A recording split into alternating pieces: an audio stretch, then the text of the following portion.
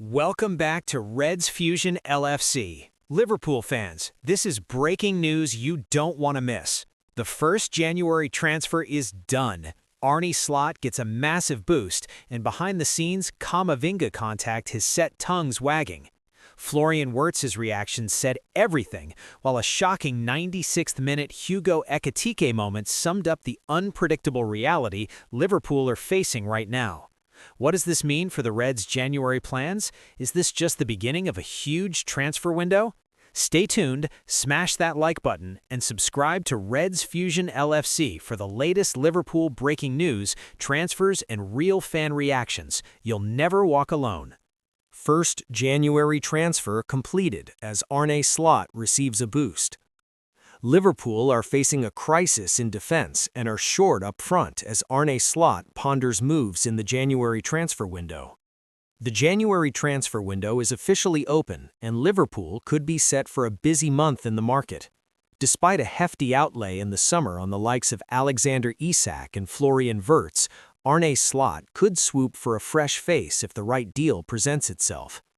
Liverpool are facing a shortage of options up top, with Mohamed Salah's Africa Cup of Nations involvement and Alexander Isak's long-term injury.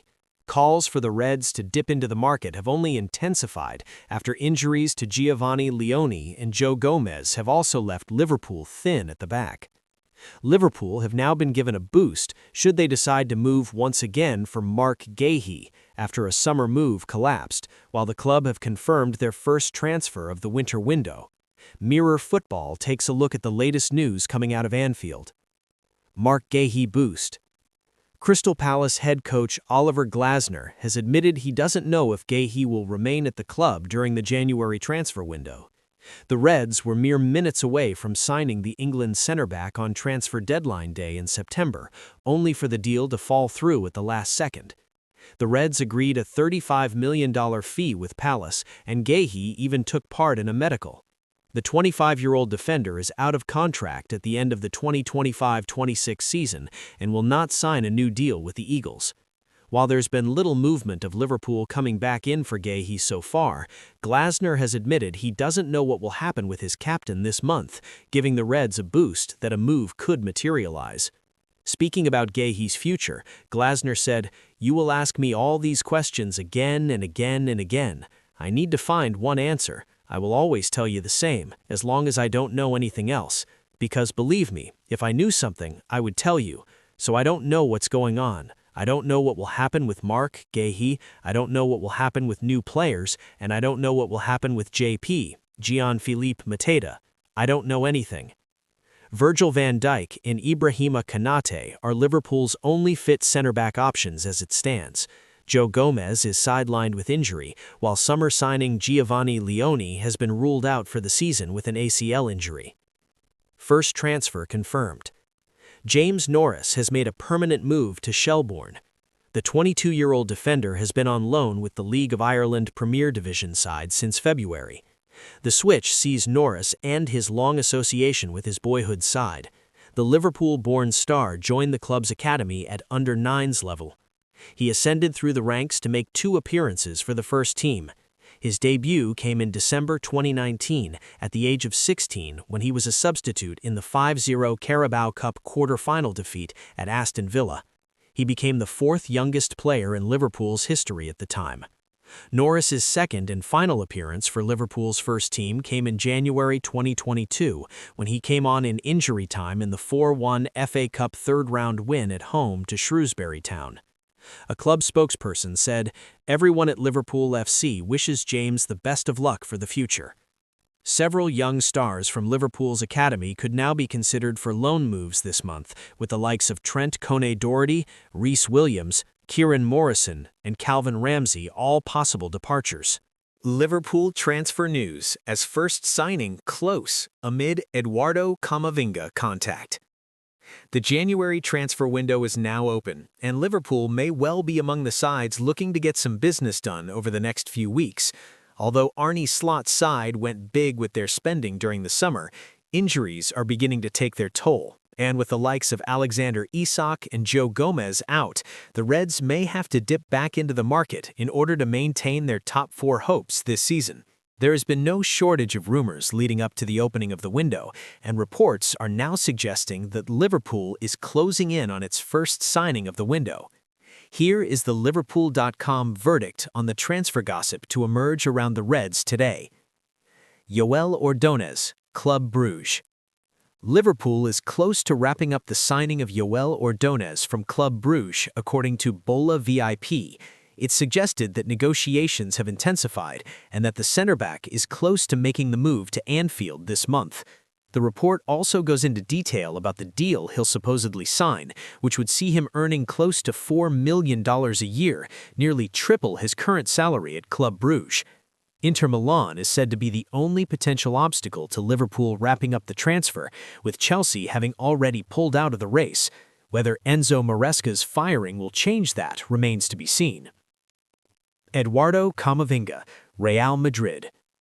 Liverpool holds a genuine interest in Eduardo Camavinga, but the midfielder is not thinking about leaving Real Madrid in January, according to Team Talk. Camavinga has seen his name linked to some spurious rumors leading up to the January window opening. This latest report does claim that the 23-year-old is a long-term target for Liverpool and that a deal was being lined up this month. The French international, though, doesn't have any plans on leaving the Bernabeu, and he's also said to be in Xabi Alonso's plans going forward, although Liverpool is said to remain in constant contact with Camavinga's camp. Florian Wirtz's reaction spoke volumes as Liverpool must turn to unpredictable option. Ian Doyle with the talking points from Liverpool's dismal goalless Premier League draw at home to Leeds United on Thursday evening. The moment summed up a frustrating evening for Florian Wirtz. Minutes into the second half, the Liverpool attacking midfielder foraged his way down the inside left channel into the area and appeared ready to unleash a shot. Instead, Wirtz took a touch and then, with the opening having gone, played a backheel straight to a Leeds United defender. The home support groaned in response. Such was the fortune of the 22-year-old, who, having stepped up in recent weeks as a key tenet in Liverpool's unbeaten run, struggled to replicate that influence up against the massed ranks of the Leeds defense. Perhaps that shouldn't be surprised. While now accustomed to the intensity and physicality of the Premier League, Wirtz, who didn't train earlier in the week, is experiencing the hectic festive schedule in England for the first time. Inopportune, then, that it came in precisely the type of game for which the Germany international's unique talents were bought. But it shouldn't be all about the Germany international. While Jeremy Frimpong tried again to create from the right flank, few of Liverpool's other players were capable of offering a cutting edge. And even when Jeremy Frimpong and Andy Robertson delivered teasing crosses in the first half, Hugo Ekitike and his teammates were caught on the back foot, perhaps highlighting the safety-first attitude of this Reds team at present. Honest Ekitike? Is there such a thing as being too honest in football? It's a question worth asking after another conundrum posed by the reluctance of Liverpool players to hit the deck. During the first half here, a long ball over the top of the Leeds United defense gave Ekitike space in which to progress into the penalty area. For much of his run, the Red striker was being impeded by the arms of Jacobijol. Had he gone to ground when inside the box, it would have been almost impossible for referee Chris Kavanagh and VAR Darren England to ignore the claims. Instead, as is his way, Ekitike stayed on his feet and played a pass to Wirtz for a shot that was eventually blocked. Liverpool realistically didn't come as close again to scoring. Arne Slot has long spoken about the honesty of his players not exactly being rewarded, with Ekitike already being used as an example earlier in the campaign, and it perhaps served to underline the lack of devilment in such edge in Liverpool's squad. While not a prerequisite for a trophy-chasing team, a little bit could go a long way right now. Rio reward incoming. It may have only been a brief cameo, but there was encouragement at the sight of Rion Guehi being back on the pitch. Having made his breakthrough in explosive fashion with the late winner at Newcastle United in August, the 17-year-old has, not unsurprisingly, been used sparingly, with Slot not wanting to expose him to Liverpool's travails. The consequence, though, has been Guehi being left in a sort of limbo, unable to represent the under-21s due to first-team duty and then left unused on the bench. Indeed, this was his first senior action in almost 6 weeks. He made the most of it, providing 2 key passes after his introduction at 84 minutes. Only Dominik Szoboszlai, with 3, made more during the entire match. If Nguema's tender years suggest he isn't quite ready for a Premier League start, maybe Liverpool could do with his unpredictability, pace, and trickery from the bench in games to come.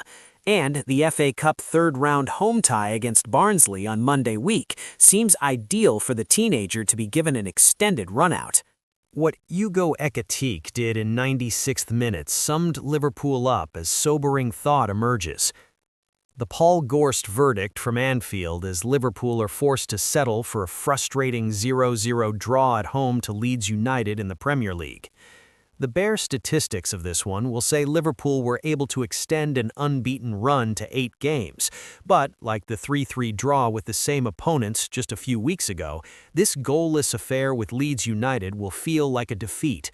How could it not? Having seen third-place Aston Villa swatted aside at Arsenal and Chelsea drop points and then sack their manager this week, the opportunity to move further from 5th and closer to 3rd went begging here. And it is entirely fair to ask, as the momentum built by a solid, if unspectacular, or hugely convincing run is now halted, when our performances are going to become more fulsome from this eye-wateringly expensive squad. The sound of the full-time whistle was greeted by noise in the away ends of marching on together, and it was a precious point that was understandably treated like a victory for Daniel Farke's side. The fact they have taken 2 from the Premier League champions upon their return to the top flight says a lot about the troubling inability to piece together complete displays by Arne Slot's team. Has there been one befitting of champion status this season, in fact? Leeds were untroubled for the majority here. A few forlorn penalty shouts aside, the Reds once more looked like a side struggling to match their defensive durability with a know-how in the final third.